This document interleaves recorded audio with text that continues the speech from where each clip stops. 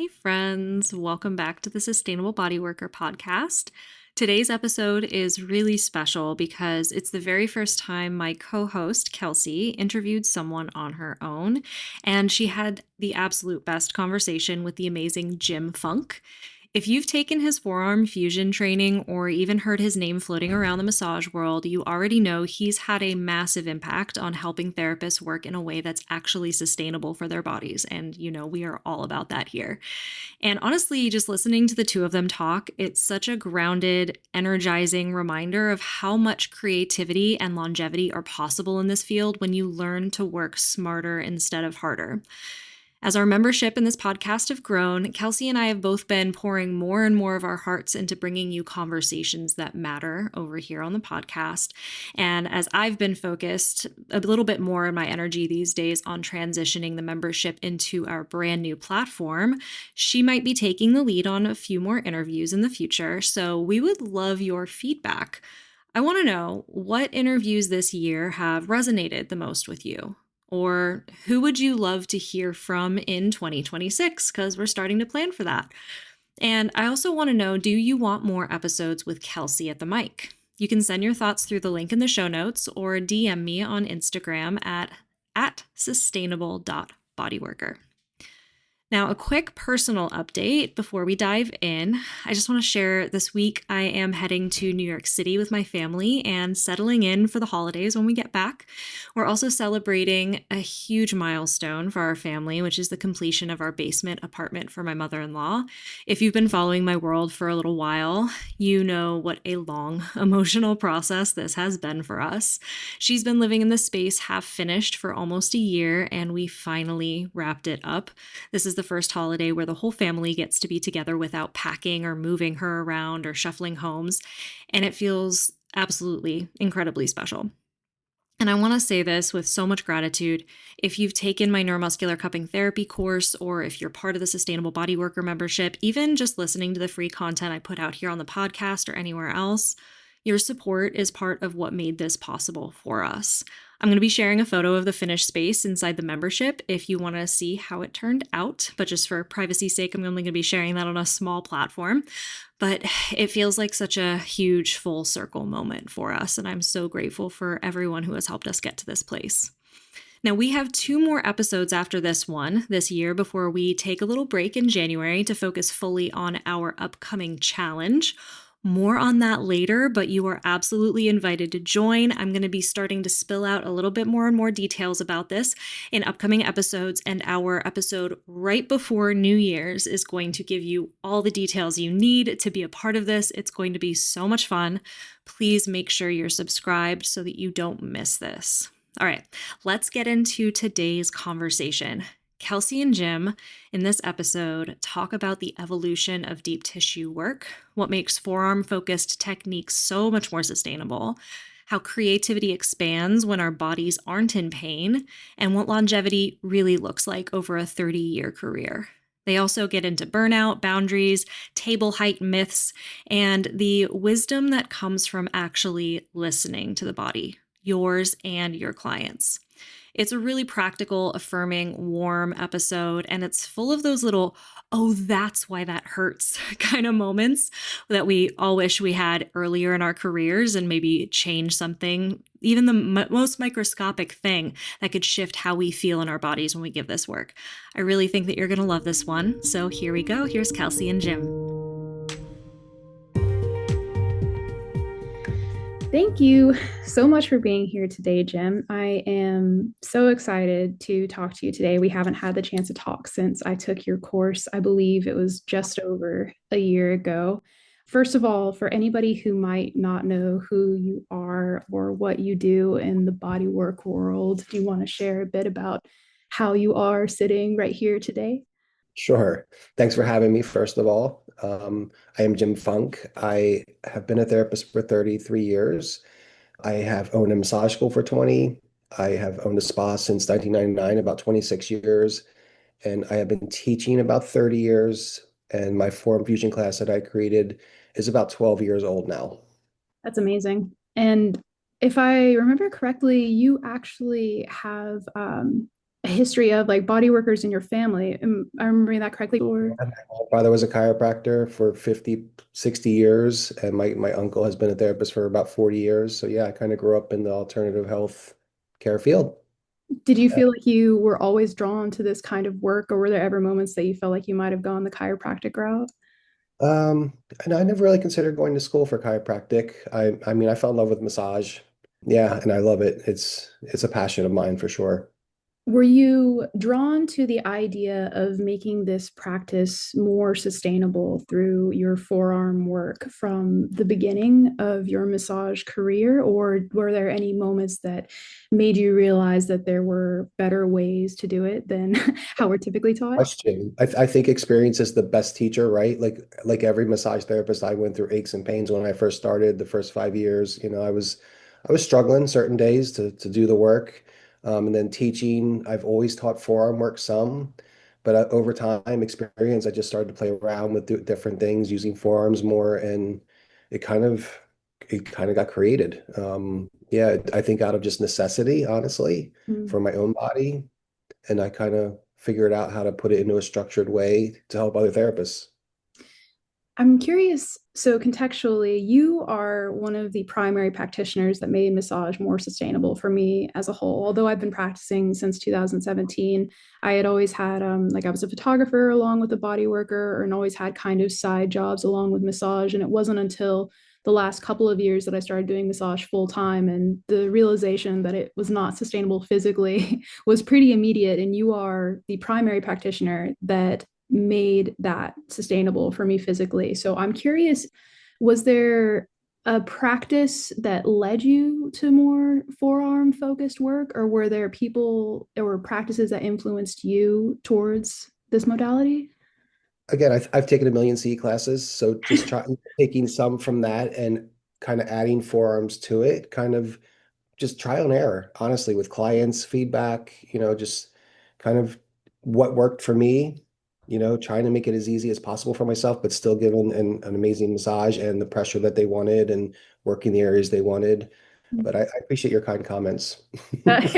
Well, it is truly, I mean, I had kind of dreaded deep tissue sessions, honestly, beforehand. I could technically do them, but I would be aching. God forbid they wanted like a 90-minute session as well, you know? And it wasn't until I took your class that I realized that more pressure can actually be better. Like now it's like almost I get more achy if I'm not able to put my Yeah, full body weight, body I mean, mechanics into it. yeah, and I hear that all the time, to be honest. I mean, I think just not prepared all the time to do deep tissue, especially using hands and thumbs, it's almost impossible. It's pretty Yeah. much impossible to do deep pressure with your thumbs on clients, especially clients who want really deep pressure. Yeah.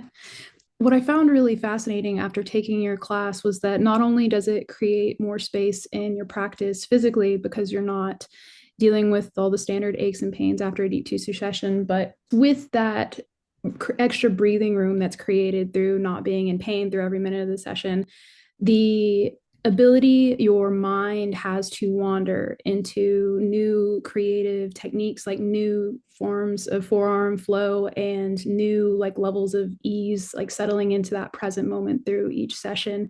The name of your course is Forearm Fusion, and for me, you create so much space in the body through taking away the drudgery aspect physically, that it creates all of that space mentally, and even I feel like even like heart space wise too. Like it allows you to tune into your body and the client's body. Is that kind of how that process Yeah, came I think about you for said that perfectly, to be honest. Yeah, absolutely. I mean, massage doesn't have to be physically demanding. you? And I think it can be, I mean, you took the course, it's pretty easy work. It's very practical, very easy to use, and it does allow you to focus more on the client instead of being in pain and dreading the work that you're doing. Mm. Do you find that all these years later, you're still finding new ways to bring 100%. that flow? In fact, I encourage my students, like, if you find something really cool, I would love to see it, right? Yeah, Yeah, you can always, this work, you can get very creative, and I'm always looking for yeah. more techniques, things that work. Yeah. Since taking your course, even through facials, I am using like the entirety of my arm throughout most sessions now. And the number of clients who are like, what do you call that? Or other people asking if I teach, it's like, no, but you can use forearms anywhere. It Yeah. feels good. Yeah. And honestly, that's probably the one part I don't teach is kind of face. using forearms on the face. So Yeah. Well, I'll have maybe in the future something you'll to have, see. yeah, yeah, it's some good stuff. It's some good Yeah. stuff. And so, since you've spent so much time in this industry, not only as an educator, as a school owner, as a practitioner, what keeps you inspired to keep evolving in this way? Or do you have any plans for growth that you still want to accomplish, whether it's with your Yeah. school? Yeah. Always looking for, I mean, I'm always learning. I take many C classes still. I still always want to learn more and more. You never feel like you know enough. Yeah. You just keep learning. I'm actually taking a course this weekend. So John Oh, Barnes. yeah. So yeah. So I'm always learning and then I'll try to take it and put it into what works for me. So yeah, always wanting to learn. Seems to be a necessary ingredient in this train. Oh, 100%. I encourage everybody to continue learning, taking C classes. It energizes you, gives you new things.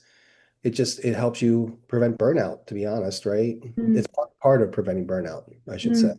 I Yeah. completely agree. There's this wonderful book. I believe it's called Sacred Rest. We did an episode on it. A woman named Sandra Brown came up with the idea that there are 7 different kinds of rests that each individual needs, and one of them is creative rest, and Mhm. that it goes on both sides of the spectrum where sometimes it's you need a break from taking in so much new information to integrate all the time, but other times you need to lean into getting some outside inspiration and let that influence your practice in any way it can. That's beautiful. You can always pick up new things from any class you take, Oh, right? yeah. Always, or new things internally when you have that breathing room in your body and in your mind to see Absolutely. what comes to you. Yeah. I'm curious. I had done some research on how to try to make deep tissue work more sustainable before I stumbled upon your course. And Mhm. something that is always parroted seems to be dropping the table as low as possible and kind of relying on your fists and changing up your body mechanics that way. And you were the first deep tissue practitioner that I had heard actually say the opposite, to raise your table up to your forearm. Yeah. And I'm curious if there are any other perspective shifts that sets apart your forearm deep tissue training against other more common suggestions for deep tissue Um, work. yeah. The table height thing is a battle that I wait. A lot of students are taught from school, to use a low table, and I understand the philosophy behind it, but me personally, I have never been able to squat for hours a day. Like Yeah, my mechanics I would get tired. Out of necessity, I raised my table and I figured out I can do deep work without having a low table, and I don't have to be squatting and maintaining that perfect mechanics the entire time. I think it's huge. It's helpful. I know therapists who can do it, but most of us get tired and we just kind of lose our mechanics and then we start to feel it in our back. So yeah. you can do deep pressure without a low table. So it is a battle though. A lot of people have different opinions about that. But yeah. The other thing is what I see a lot of us are self-taught forearms, right? Mm, A lot of schools don't teach it or they just teach a little bit of it. So a lot of us, we watch videos and stuff where we just try to figure it out our own and we end up pushing with a lot of our work, muscling through the tissue, right? And that will wear out your shoulder eventually. So stacking is key for us, just leaning our weight, keeping our shoulder relaxed, not pushing or muscling through our tissue. And those two things make it easy and practical. Hopefully you found that as you worked. no, definitely. And I mean, I'm thinking of one move in particular where you end up kind of draping their arm over your thigh and you're working the rhomboids with your forearm in between. So you have the ease of gravity on your shoulder while you're also getting the benefit of gravity on their shoulder. There hasn't been a single person that I've tried that move on that they're not like, oh my God, that feels amazing. I had an occupational therapist actually on the table a couple of weeks ago that the second I did that move, I could hear the way her face was lighting up and her voice, like even though she was face down, she was like, oh, that's amazing. You're working this muscle and in this way, and you have the full support of your hand. And I was like, yeah, it's some good stuff. Here's just as much benefit for the client as for the practitioner. It's Yeah. amazing. Hey, friend, real quick, I'm interrupting this episode to share something that's made a huge difference in my health and my ability to actually rest, which is kind of the foundation for everything we talk about here.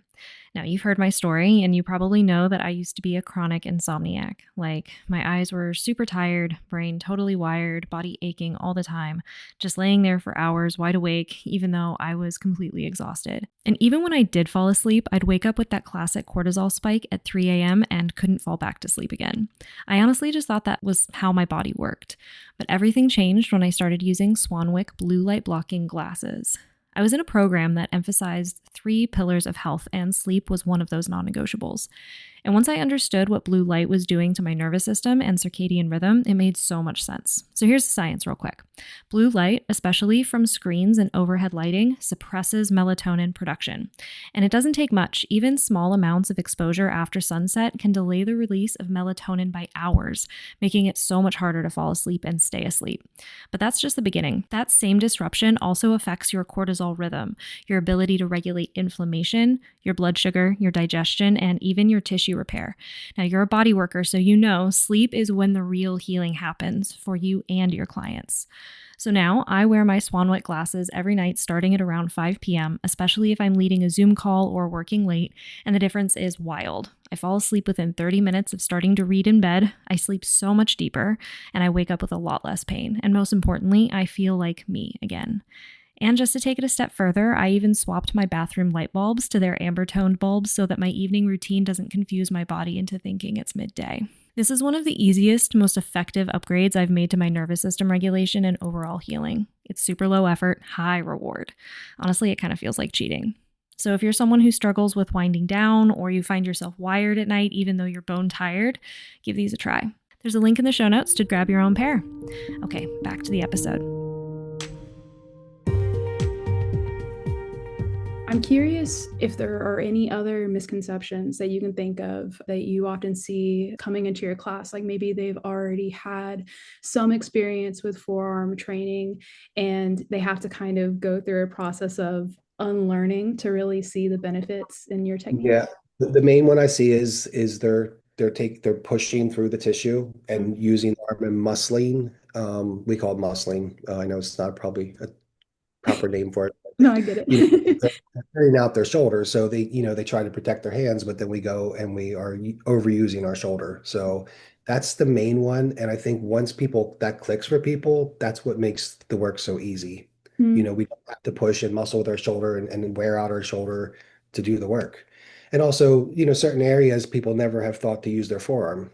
yeah. You- They use it on the back sometimes and maybe the legs, but we do full body massage using just forearms. Yeah. So Face, feet, hands, all of it.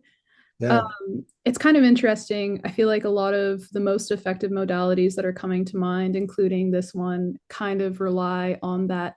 It's like the work of finding ease in the work of unlearning how many years, how many hundreds of hours we've spent clenching our shoulder, thinking that it's a necessary component to doing yeah. that work. Did that introception part of it for you come pretty naturally? Like you were able to feel how much your body was having to brace, and then that unwinding process came kind of naturally? It was a learning curve for me for sure. Yeah. Trying to figure out, okay, well, now my shoulder is getting tired. What can I do to kind of protect my shoulder too? So I think it just experience and kind of trial and error and what felt the best when I worked, Mm. right? So I don't think it just instantly clicked for me. I think it was years of trying to figure out ways to do things without feeling exhausted. Yes. And now you get to share that with others, to at least cut off some of the years of learning curve in there. It's been, I think, a year or so since I've taken your course, and it's gotten so much better, but I do still have to continuously remind myself to tune in. It's like, oh, wait, I, no, shoulder, I like mean, you're trying to do all this. just like body mechanics, we always have to make sure we're self-correcting because Yeah. still find ourselves pushing and muscling, and we just have to realize it. And then, yeah, I mean, we're all human. Yes. This is true. This is very true. It's amazing to me thinking about the benefit that I've felt individually over this last year, especially going back into a full-time practice, is thinking about the multitude of impact you're having on the bodywork community as a whole, especially since you do own the Academy of Massage Therapy and Bodyworks in Pennsylvania. So, what inspired you to take the leap from practitioner and educator to a full-on school owner. Like I can only imagine in hearing stories like mine over the last decade plus. So that had to have been a driving factor. Yeah, incredibly rewarding to help people just, because I get people who are ready to give up, honestly, on this career. They're Yeah. just they have injuries or they're burned out completely, and just to give them tools to make it easier where they're like, wow, I can really do this now. So yeah, it's incredibly rewarding. I taught at another massage school for about 10 years before I opened mine. Mm. So, I got to see how the school works, but I love it. And I love getting people who are switching careers. You know, we get older people who are switching careers, laid off, and to start them on a journey. And for me, teaching them correctly from the beginning how to sustain the work is crucial. Because I get people who 20 years into it are burned out, and showing them this, like, why did I not know this 20 years ago? Yeah. So it's incredibly rewarding. I love it. That's something that we speak to fairly regularly on this podcast is thinking of how much not just hands-on body work but how much wisdom is lost through the body worker community when a practitioner gets to the point of just burning out and deciding to step away entirely, and Yeah. whatever, whether it's physical, mental, or emotional, whatever ways they have found to make this practice more sustainable has left the field entirely with them. So it always really excites me to see practitioners like yourself who are going, these are the ways that we have found that make it more sustainable. There's still room to grow on top of all these modalities, but this is how we can really start out with the best foot forward in this field. And it's really inspiring to see, genuinely. I'm curious, do you have any courses online? Because I've only taken that hands-on course with you. We don't have any online courses yet, no. I think because, well, you took the course, the mechanics is big, and Yeah. the using our form different ways. So I think online, I'm worried that it's not going to translate as well to, the little tweaks and things we do. That's kind of why I've been hesitant to put it online. So I feel like having an instructor right there with you when you're doing it and tweaking it a little bit is just hard to go online with it. No, that's definitely understandable. I mean, all of it was beneficial, but I did, especially those first few weeks after your course, I could like hear your voice specifically. It's like up straight, get closer to the table. So that's definitely understandable. And honestly, when, I've had therapists work on me with their elbows and forearms, and it was painful, right? So Mm, work can get really deep and painful if you're not doing it correctly. So it's crucial that we're doing it correctly so that we're not going too deep on clients as well. mm. So That's actually brings up something that I was thinking about the other day. Do you still find that there are clients who they've been in such a sympathetic, like armored state for so long that it really is like that like fist of God pressure that they need to like even get any sensation through? And there are still clients like that where I find that just allowing the muscle to let you through doesn't seem like it cuts it like for their system. So I do find myself like going back sometimes where it's like, oh dang, okay, they do want the shaky shoulder, they do want the like point of your elbow directly into their rhomboids or to their levator scap. Do you still come across clients like that even of with, course. yeah. Yeah, like, yes, but you try to educate them, it's not always about the pressure, Yeah. it doesn't have to be super deep to be effective, obviously, right? We're kind of Yeah. trying to go toward that, I think, in this field too. Um, so there's a line where it's not healthy Yeah. pressure, right? So yeah, you do want those clients. Yeah. So since you have been an educator for so long, not just in the continuing education space, but in working within the faculty of massage therapy schools, have you noticed any shifts in the newer generation of massage therapists that are looking for compared to when you first started? Any changes in how massage therapists learn or what they need from continuing education as a whole? Yeah, that's great questions. I find that a lot of therapists coming into massage school now, they want to start their own practice right away. So Mm, a lot of them, their intention is to start their own business, which is awesome. My class, I'm a hands-on learner, so my course is 95% hands-on. Like we want to practice. I'm a big fan of when you take C classes that you practice the techniques and really feel like you get a grasp on them. So you feel like you really have them down. So when you go to work the next day, you can use them. So that's kind of what my goal is, to really give them time to practice. We do it multiple times so that they really get the muscle memory and feel like it's going to be helpful. I don't want them to leave there feeling like they remembered two techniques and not very helpful. That is something else that I will say about your course is that's the only continuing education class I've ever taken that I did not need to reference my notes like in the coming weeks or anything. I still did end up eventually referencing them later, you know what I mean, just to see if I was missing anything, but everything felt immediately applicable afterwards. I think that's something that really stuck out to me about your course in particular. That's my goal, is that it's you can practically take it and do most almost all the techniques the next day on your clients and remember them and feel good with them.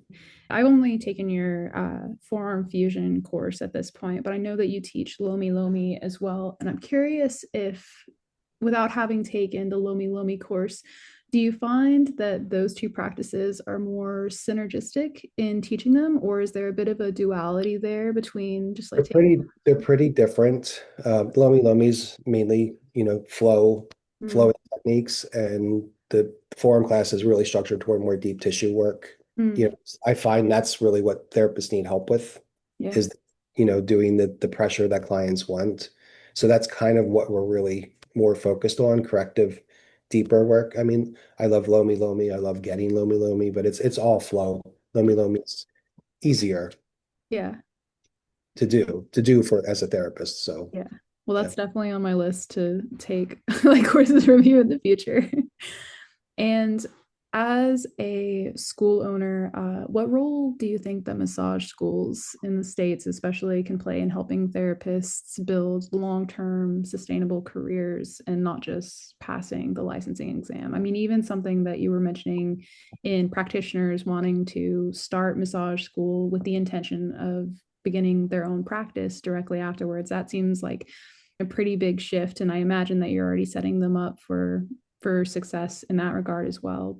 Yeah. I mean, our students learn the forearm work. I mean, that's really what I wish schools taught more techniques so that it was more sustainable, Mm. not just using hands and thumbs. Because if you send therapists out doing that, they're just not going to be able to sustain doing the pressure the clients want. You'll get a lot of therapists who will just do a relaxing massage and they just won't do deep tissue at all. Yeah. Right. So I wish schools would teach a lot more forearm work for sustainability. Would be, I would love to see that happen as we learn. And I think, we're making progress. Some schools are teaching it now a little bit more. So yeah. Yeah. And you are a big part of that change. So that must be really I, cool to witness. and I've taught some school owners and stuff, and they're taking it and teaching some of it and then recommending the course. So I love getting therapists right out of school who take the course who's to set them up, on the proper path so that they don't have to.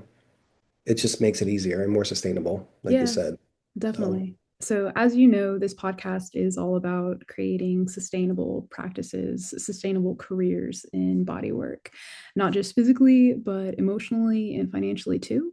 And how do you, with that definition, I guess, of sustainability, how do you define sustainability in your own practice? Well, great question. I mean, it is not just a physical sustainability, right? Mm, Like I can teach you to do forearm work and make massage easier, but mentally as well. We as massage therapists, we tend to be empaths, right? Or givers, and we don't really take time for ourselves that we should. So yeah, mentally, emotionally, we need to have our time to ourselves where we're recharging mentally. So it's not just a physical thing.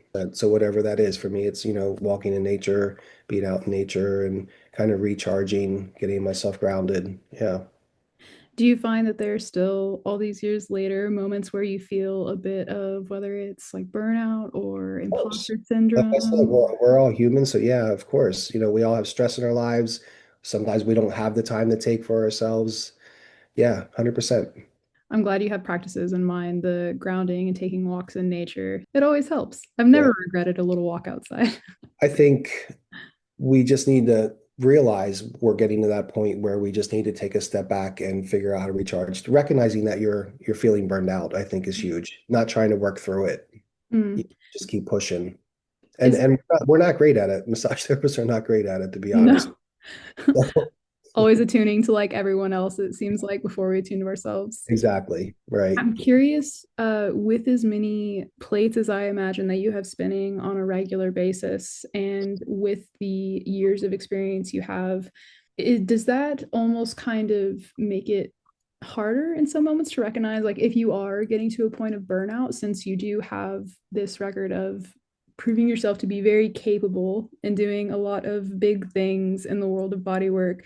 What are the signs you might notice that you might be getting to that point and need to kind of. Just mental fatigue, just not being able to handle things as well. Mm. Like I had a really busy schedule teaching in October, and then I realized, I probably never should have scheduled it like that. You need to have time between classes and traveling and stuff. So, yeah. That statement is very insightful alone, because for anybody who doesn't know that's listening, like in October, that was when you were doing your Lomi Lomi course in Hawaii, right? What we So call forearm fusion in Hawaii. forearm fusion in Hawaii. Yep. I can only imagine like being in such a beautiful place and teaching the work that you love and having that realization on the other side of the spectrum. It's like, oh no, like my body and mind, like they need a little bit of a break. Yeah. I hope you were able to really, really take root in that experience out there. You balance that way. Yeah, I mean, the energy there is amazing and the people are beautiful. Yeah, 100%. That's But one. it's after that. That was the beginning of October. So it was after those before Okay. friends traveling that by the end of the month, I was like, wow, I think I overdid that. I put it too tight. Wow.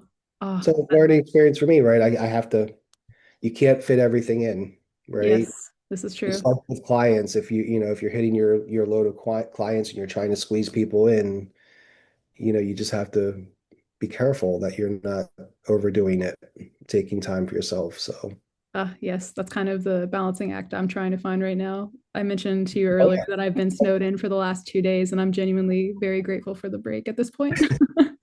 I think it's just again taking a step back and not trying to do too much that we're because massage is it's not just physical, it's not physically demanding, it's mentally, emotionally demanding, the energy of clients and all that. Yeah. Are there any practices that you find that parallel in the same way that forearm work has been so sustainable physically?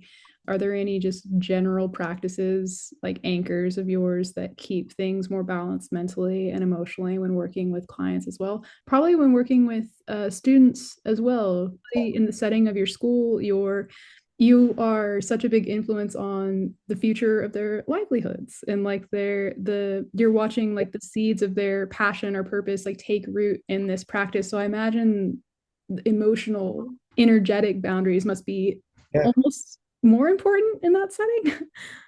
I think it's the same for clients and yeah, and students. I mean, every class has a different dynamic, different personalities. Same with clients. They all have different personalities, different energies, different dynamics, right? We all have those difficult clients and difficult students, but yeah, managing that and just, again, putting 100% effort into them Mm, is crucial as well, right? Whether you enjoy working on a client or not, giving them 100%, but also not getting not crossing that boundary, I guess, of giving them too much or letting them suck the energy from you. yeah. Boundaries. Yeah. Well, you actually have like during your hands-on practice, do you feel like that boundary comes from like maintaining a sense of presence, like maintaining your own connection to the sensation in your own body, or are there any other? Yep. 100%. I just focus on what the tissue, basically, not their personality, just focus on tissue and what it's telling me and when I'm working and just trying to almost get myself in a meditative state where you're really focused on feeling. Yeah. Ah, I love that. I imagine that you guys hit on that pretty well in the courses you teach at your Every school. time. I wish I had been I wish I had been told that information when I first started, definitely. Yeah. So back to the information that you get to share with new practitioners as they take whether they take your course just after finishing massage school at a different location or if they've taken their full course at your school. Do you think there's anything missing from the conversation about career longevity for massage therapists outside of the physicality, even? Whether it's more practitioners needing to know that they can come out of school and start their own practice, small scale, and grow into something else, or if there's other modalities that people can go into kind of off the bat school. Like I've seen people going straight into like more hospice or palliative care, or if Lymphatic, practitioners, yeah, yeah, lymphatic's a big one, right? yeah, exactly. I feel like the practice would be elevated at a whole if everybody could go into school also realizing that there's so much more that you can do with a massage therapy degree outside of just going in and working at a spa. Or yeah, do you feel like there's anything missing from the conversation about longevity in massage therapy as a career? I'm sure certain schools, yes. I think there's some great schools too that really teach that. Like we try to focus on that and give them options, what they can do. Like, lymphatic, is not it's not physically demanding necessarily. Mm. But again, it takes incredible focus, and feeling. So I think just touching on what we've talked about, mentally and emotionally and making sure they're taking care of themselves, try to lay those foundations. I think it's somewhat lacking, yes, in the field for some schools, but I think there's great schools too that, are really good at giving a great foundation. Yeah. And then it's just a matter of the students actually integrating, especially when so Oh, many, like yeah, we you said, can't force them. yeah, exactly. Yeah. As we touched on. Yeah, And I'll have students call me, 4 years later and say, I know what you're talking about, the burnout, I'm feeling, I'm like, okay, well, what do you have to do? And, we push ourselves, right? We're givers, so we're not overview. great at recharging. Yeah. Yeah. So they'll reach out to me and I'll just be like, okay, so what do you have to do to get yourself recentered? And yeah, Every question and answer in this, it feels like comes back to balance. And I love that because it's so 100%. simple. It's such a Mhm. simple concept that It it's is simple, always but it's not overlooked. simple to do, right? Yeah, exactly. Especially for massage therapists who we're giving so much of ourselves all the time. Yeah, whether it's in practice or at home, if you go into a profession because you're a giver, you don't get home and take off your giver hat. Like you keep giving to your partner, to your family, to your community, and it can get so out of balance so fast. 100%. Yeah. And yes, all of us, I think, face that, Yeah, and we need to get massaged too. We need to get body work ourselves, right? Which I teach so many people, when's the last time you had a massage? 2 years ago at my last CE class, right? Like yeah. we make sure we're taking care of ourselves as well. Mm. Do you feel like that might be part of the things that makes all of this more sustainable for you? Is that so instead of having that out of balance, like always giving and not receiving, I mean, you're very like humble in your practice, but you also, I can see when people do relate to you, how impactful your work has been on their practice.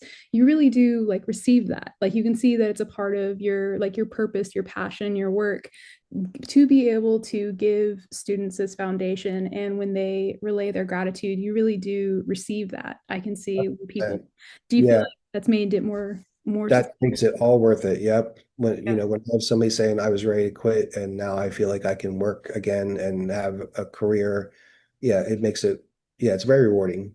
Selfishly, yes, it makes me feel great. I don't think that's selfish. I mean, that's back to that human thing, right? It's Well, yeah, like yeah, yeah. just as much giving Well, as it's it is just like receiving. if we're helping a client, right? And Yeah, we help a client and they feel like they can have a normal life physically because we were working on them. It's the same feeling, right? So yeah, yeah, to know that we're leaving a lasting positive impact, I don't think that's selfish for that yeah, to feel good or yeah, receive that. no, it feels good. It makes you feel good, like Yeah, you're helping people, yeah, right? yeah. So yeah. It's amazing.